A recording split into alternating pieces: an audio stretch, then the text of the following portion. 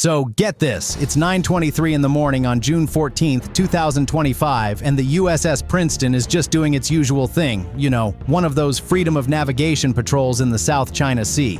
Nothing too crazy, just keeping the shipping lanes open like they always do.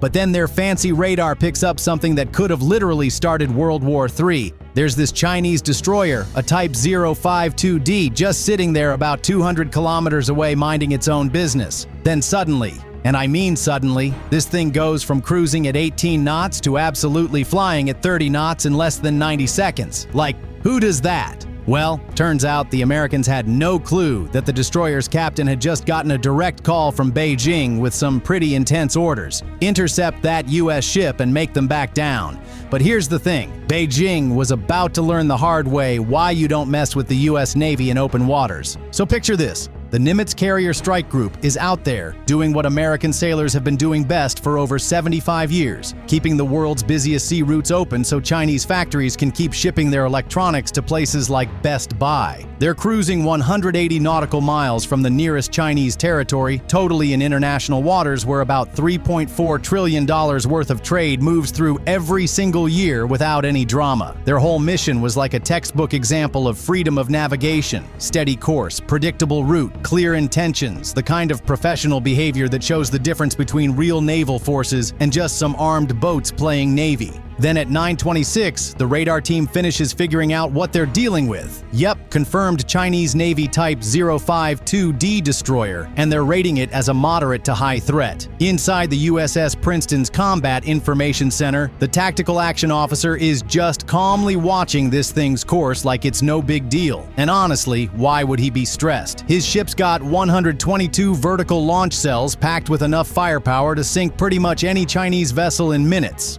Plus, their spy radar, which is seriously one of the most powerful in the world, is showing this enemy destroyer in such crazy detail that they can basically see every little feature on it.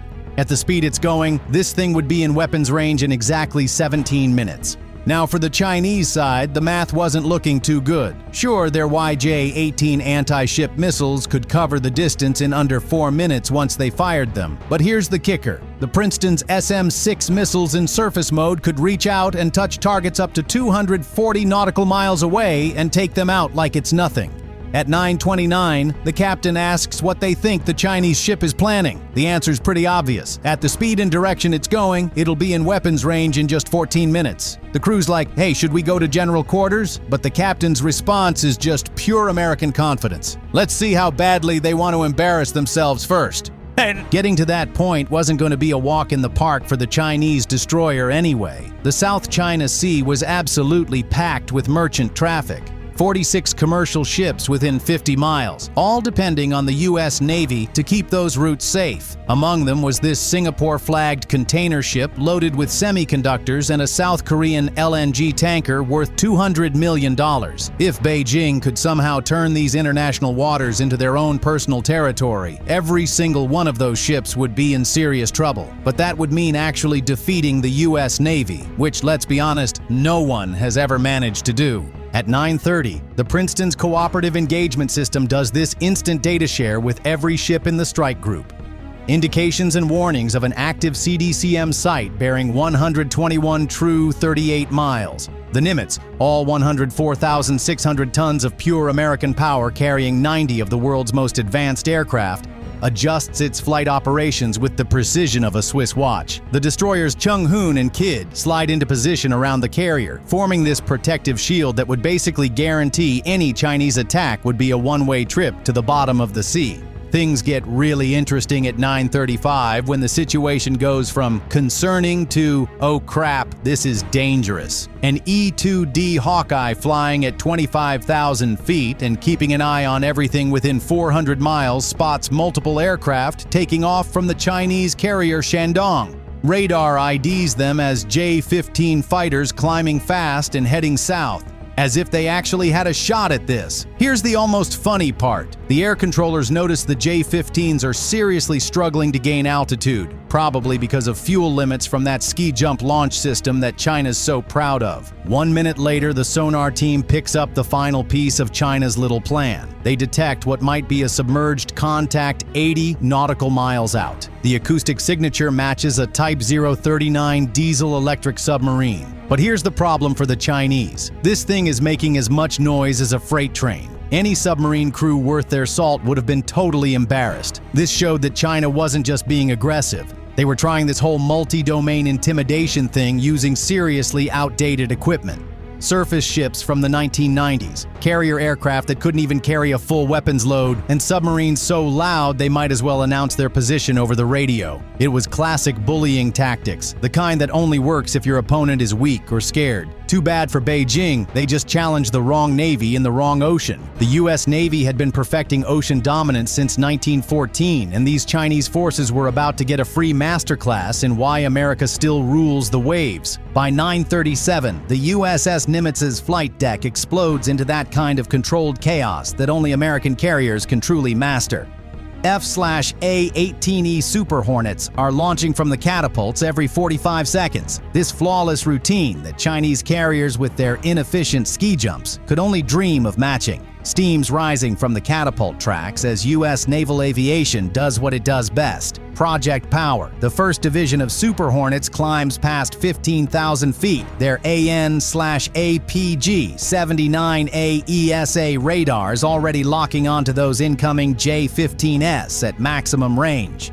The technology gap is almost unfair. The APG-79's thousands of transmit-receive modules can track dozens of targets simultaneously, while the J-15's old mechanically scanned radar just sweeps back and forth like a lighthouse, basically advertising its location to anyone who's listening. Then, the EA-18G Growlers join the party without even firing a single weapon. These electronic warfare jets are carrying ALQ-99 jamming pods that can disrupt enemy electronics from over 100 miles away. As they settle into their jamming positions, Chinese communications start falling apart. On Chinese radar screens, ghost targets begin multiplying like crazy. American fighters appear, vanish, split into groups, and merge again.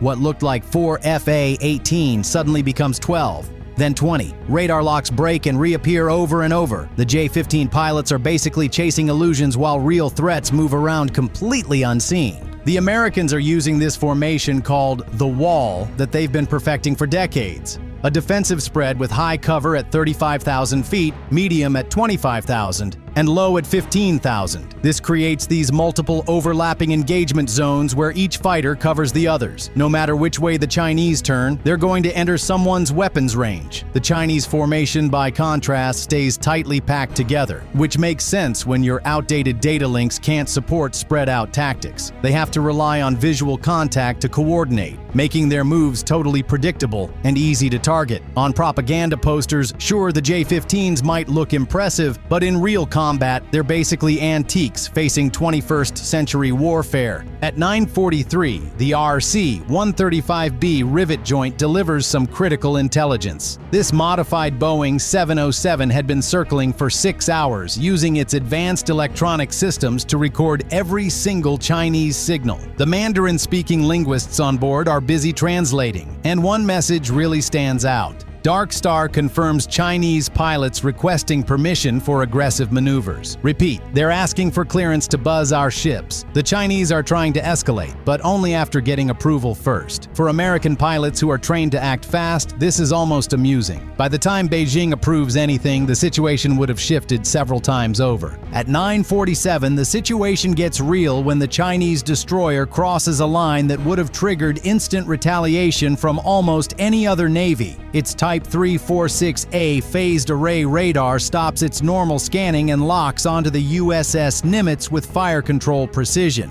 In naval terms, this is just one step short of actually launching missiles, the electromagnetic equivalent of pointing a loaded gun at someone. Inside the USS Princeton's Combat Information Center, the reaction is immediate but totally controlled. Years of drills and countless exercises keep the crew steady, sticking to disciplined U.S. Navy procedures. The fire control lock lasts exactly 30 seconds, just long enough for the Chinese to claim they could have attacked, but not long enough to trigger U.S. self-defense protocols. It's staged aggression, but they're aiming it at the wrong Navy. The Princeton's crew records absolutely everything: timestamps, signal data, bearing information, details that would be invaluable in a real shooting war. But even after the Chinese destroyer stops its targeting lock, this whole encounter is far from over. In the air, one J-15 pilot decides to show off his recklessness, breaking from formation and diving toward an F/A-18 in what fighter pilots call a thump, a close, aggressive pass meant to intimidate. The American pilot, trained at Top Gun where such moves are just routine, simply rolls inverted and slides into the Chinese jet's 6 o'clock position. For 3 seconds, he has a perfect firing solution. His helmet-mounted display shows the J-15's engines glowing in infrared. One squeeze of the trigger and an AIM-9X Sidewinder would have ended the fight right there. He doesn't squeeze. Professional discipline holds. The moment passes, but the Chinese still have one more move up their sleeve. At 2:30 p.m., the USS Nimitz launches absolutely everything that can fly. 48 aircraft roar off the deck in the largest single-carrier show of force in years. Super Hornets armed with live weapons, EA-18 Growlers carrying electronic warfare systems powerful enough to black out an entire city, E-2D Hawkeyes taking command of the skies with unmatched surveillance capabilities. The afternoon sky literally darkens under this swarm of American aircraft. The Growlers strike first, their ALQ-99 jamming pods running at full power, turning Chinese radar screens into complete chaos. False targets flood the displays by the hundreds, while real aircraft just disappear into this wall of electronic noise. The Shandong's air defense picture now looks like someone threw paint across the screens. Every blip a possible threat, but none they can actually confirm. The sub's commanding officer orders an emergency surface purely for dramatic effect. She breaks through the waves like a breaching whale, water pouring off her hull in the afternoon sun. Chinese crews get a perfect view and plenty of time to take photos of undeniable American dominance. After about 90 seconds, long enough to be seen, photographed, and reported back to Beijing, she slips quietly back beneath the surface. The message is unmistakable. The U.S. absolutely owns the undersea battlefield. In the skies, American fighters start showing off their air combat maneuvering skills against increasingly desperate Chinese pilots. The J-15s, already running low on fuel after those ski jump launches and steep climbs to altitude, just can't match the Americans turn for turn. Every single dogfight ends the same way. U.S. fighters in perfect firing position, Chinese fighters stuck on defense and burning through what little fuel they have left. One by one, the Chinese jets break off and head back to the Shandong on nearly empty tanks. Their combat endurance has been completely drained in these failed attempts to keep up. Many land with emergency fuel levels, some probably seeing that bingo warning light in real life for the first time outside a simulator. By 4:23 p.m., the Shandong's carrier strike group starts to withdraw. The official Chinese statements claim they had just completed some scheduled exercises, but honestly, everyone knows the real truth. They came out there to show off Chinese naval power, to intimidate lawful navigation, and to stake some kind of claim over waters that aren't even theirs. Instead, they got this crystal-clear lesson in why the South China Sea is often called America's sixth Great Lake. Bye for now.